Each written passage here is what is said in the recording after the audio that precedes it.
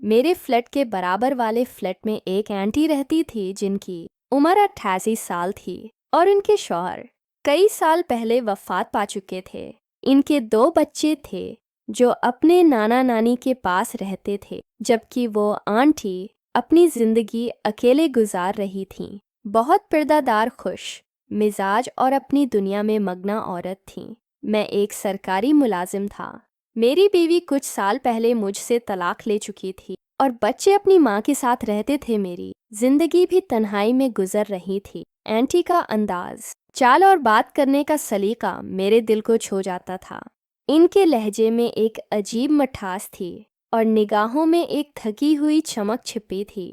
कुछ अरसे के बाद हमारी सलाम दुआ बढ़ने लगी। वो अक्सर अपने फ्लैट के बाहर झाड़ू लगा रही होती तो मुझे सलाम करते, मैं जवाब देकर मुस्कुरा देता। एक दिन वो मेरे दरवाजे पर आए, हाथ में तेल की बोतल थी। कहने लगे, भाई माफ कीजिएगा, एक काम था। मेरी वो पुरानी सिलाई मशीन है, इसकी सुई जाम हो गई है। आप प्लीज मुझे उसका ऑयल चेंज कर दें। मैं एक लम्हे के लिए हैरान हुआ। आंटी की आवाज में थोड़ी शर्म थी, मगर इसके पीछे एक मासूम आत्मा था। मैंने मुस्कुराते हुए कहा, ऑयल चेंज करवाना है।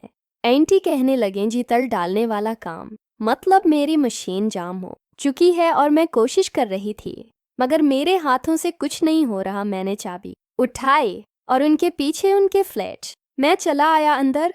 बहुत महक थी, कमरा बहुत साफ सुथरा था, हर चीज सलीके से रखी हुई थी। आंटी मशीन लाकर एक चादर पर रख चुकी थी। मैं बैठा, हाथ में कपड़ा लिया और आहिस्तगी से सफाई शुरू की। मैंने कहा, ये मशीन बहुत पुरानी है। आंटी कहने लगी, हाँ ये मुझे शादी के वक्त मिली थी, लेकिन अब तो जैसे हर चीज की रवानी खत्म हो चुकी है। मैंने एक नज़र उनकी आंखों में देखा था, एक लम्हे को खामोशी तारी हो चुकी थी। वो बात कहने के बाद फौरा किचन में चली गईं। कहने लगे, चाय बनाकर देती हूँ, आप मेरी मशीन का ऑयल चेंज कर लें।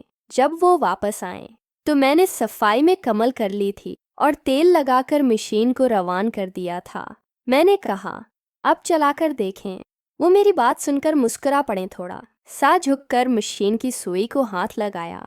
मशीन ने रवानी से चलना शुरू कर दिया। कहने लगे, वाह भाई, आपने तो जैसे जादू कर दिया हो। मैंने कहा, आंटी ये सिर्फ ऑयल चेंज था, असल बात रवानी की होती है। जब वक्त पर चिकनाई मिले तो हर चीज़ दोबारा चल पड़ती है। आंटी ने एक लम्हे को मेरी तरफ देखा, जैसे मेरी बात समझ गई हूँ, मगर वो कुछ भी नहीं बोले। इनके होंठों पर एक ऐसी मुस्कुराहट थी जिसमें कई राज दफन थे। ऐसी शाम के बाद हमारी बातचीत में एक नर्म रवानी आ गई। अब वो कभी कभार दोपहर के वक्त मुझे चाय पर बुला लेते, मैं भी बगैर शर्म के वहाँ चला जाता। एक दिन आंटी कहने लगे, भाई आज मेरी तबीयत कुछ बोझल है, अगर आपको बुरा ना लगे तो आप मेरे कंधे पर थोड़ा सा तेल लगा दें, ऐसे लगता है जैसे कुछ जम गया हो। मैं आंटी की बात सुनकर हैरान हुआ, लेकिन मैंने कहा, जी मैं लगा देता हूँ। आंटी के लहजे में कोई शरारत नहीं थी, बस वही पुरानी आंटी थी, अपनी दुनिया में मग्न, मगर अंदर से तन्हा थी। मैंने तेल हाथ में उठा लिया। आंटी सोफे पर लेट चुकी थी, उनके दुपट्टे का किनारा कंधे से सरक रहा था। मैंने उंगलियों में थोड़ा सा तेल लेकर उनके कंधे पर नरमी से मिलना शुरू कर दिया। एक खामोशी थी और इस खामोशी में गहरी सांसों की आवाज थी। आंटी कहने लगे, भाई कभी कभी लगता है जैसे जिंदगी सिर्फ ऑयल चेंज मांगती है और सब कुछ फिर से चलने लगता है। मैंने उनकी बात में छिपी हुई थकन, तन्हाई और ख्वाहिश को महसूस किया था, और वो लम्हा हमेशा के लिए मेरे दिल पर नक्श हो चुका था। उस दिन के बाद आंटी की निगाहें बदल चुकी थीं। वो वही आंटी थीं, सलीके वाली, धीमी बात करने वाली, मगर अब उनकी नजरें ठहर जाती थीं और कभी कभार झुककर कुछ छपा भी लेती थीं, जैसे कोई अंदर की रोशनी छलकने से रोक रहा हो। एक दोपहर में दफ्तर से जल्दी वापस आया। गली में दाखिल होते ही दरवाजे पर आंटी खड़ी थीं, हाथ में छोटा सा डब्बा था। भाई माफ कीजिएगा, मेरा रोम कॉलर अजीब आवाज निकाल रहा है, शायद इसका भी ऑयल चेंज करना है। मैंने मुस्कराकर कहा, आप तो अब हर चीज की जिम्मेदारी मेरे कंधों पर डाल रही हैं। आंटी कहने लगी, आपके कुंधे बहुत भरोसे वाले हैं। यह जमला सीधा मेरे दिल पर अतरा था। वो शर्माती हुई वापस मुड़े और अंदर चली आए। रूम कॉलर कमरे के कोने में रखा था। पुराना सा था। वाकई आवाज कर रहा था। मैं उसे ठीक करने लगा। इंटी किचन में चाय लेने चली गई। बर्तनों की हल्की हल्की आवाज आ रही थी। कूलर के शोर में एक अजीब सा मजा आ रहा था, जैसे सुकून इस शोर में छुपा हो। मैंने ध्यान से कॉलर की सफाई की और नई चुकनाई लगाना शुरू कर दी। इतना में आंटी मेरे पास आए। इनके हाथ में चाय की टरी थी। कहने लगे, कितना वक्त लगेगा? मैंने कहा, बस थोड़ा सा वक्त लगेगा, जब तक अच्छी तरह तेल लग नहीं जाता ये शोर बंद नहीं होगा। मेरी बात सुनकर आंटी कहने लगे, क्या दिलों पर भी आयल लगाया जा सकता है? मैंने हैरान होकर उन्हें देखा तो वो मुस्करा रही थी, मगर ये मुस्कुराहट किसी मजाक की नहीं, एक अधूरे सवाल की थी। मैंने कहा, दिल पर सिर्फ वही तेल लगता है जो नीयत से निकले और जो बगैर छुए वहां तक पहुंच जाए। खामोशी छा चुकी थी। कॉलर बंद हुआ। पंखा रवां हो चुका था। मैंने कहा, अब ये शोर नहीं करेगा। आंटी कहने लगे, काश इंसान भी इतना आसान होते। खैर, हम दोनों ने चाय पीना शुरू की। धीरे धीरे मौसम गर्म हो रहा था। मैंने खिड़की से बाहर देखा। शाम का रंग गहरा हो रहा था।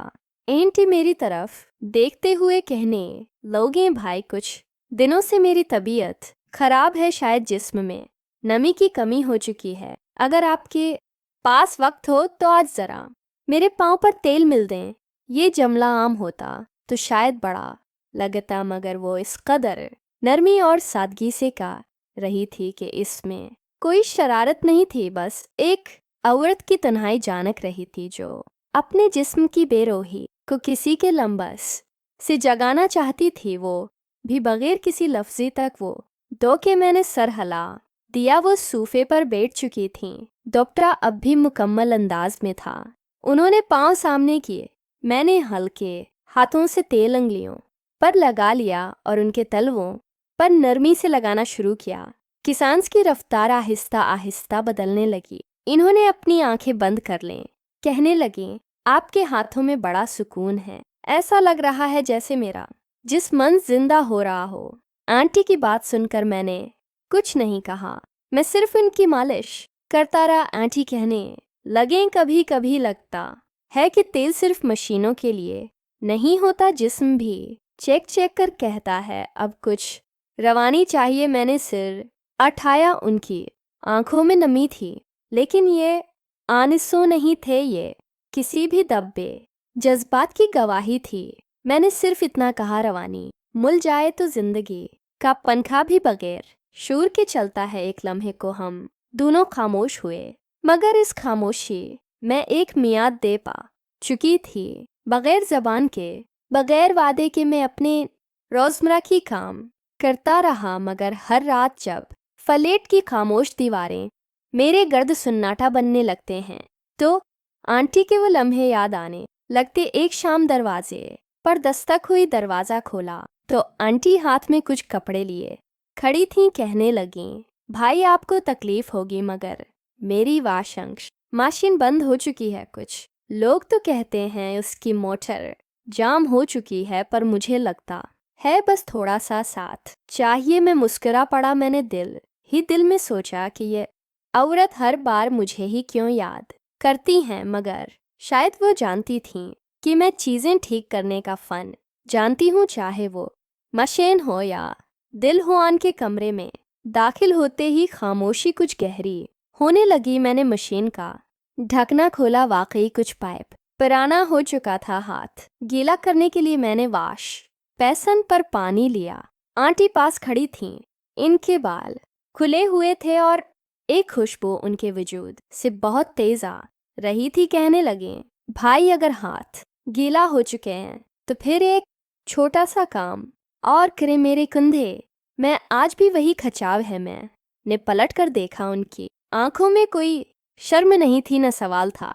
सिर्फ एतिमाद, सिर्फ तलब, सिर्फ एक प्याजल तजा थी। मैंने मुस्कुरा कर कहा, बस 1-2 मिनट रख जाइए। मैंने हल्का सा तेल हाथ पर लगाया और नरमी से उनके कंधे पर लगाना शुरू किया। उनकी सांसें आहिस्ता आहिस्ता गहरी होने लगे। कहने लगे, भाई क्या आपको लगता है लम्स सिर्फ जिस्म को नहीं दिल को भी नरम करते हैं? मैंने आंटी की बात का जवाब नहीं दिया, सिर्फ अपने हाथ का दबाव थोड़ा सा नरम कर दिया। आंटी फिर कहने लगे, पता है मेरे शौहर जब जिंदा थे तो इतनी नरमी कभी नहीं मिली शायद जिंदगी में। हर रिश्ता शूर करता है मगर कुछ लम्हे सिर्फ जब मैं मुकम्मल होते हैं। वो आहिस्तगी से बोल रही थी, उनके अल्फाज मेरे अंदर उतर रहे थे। मैं ने उनकी गर्दन पर हल्की सी अंगलियां फेरी और इनका वजन एक पल को लड़स गया था।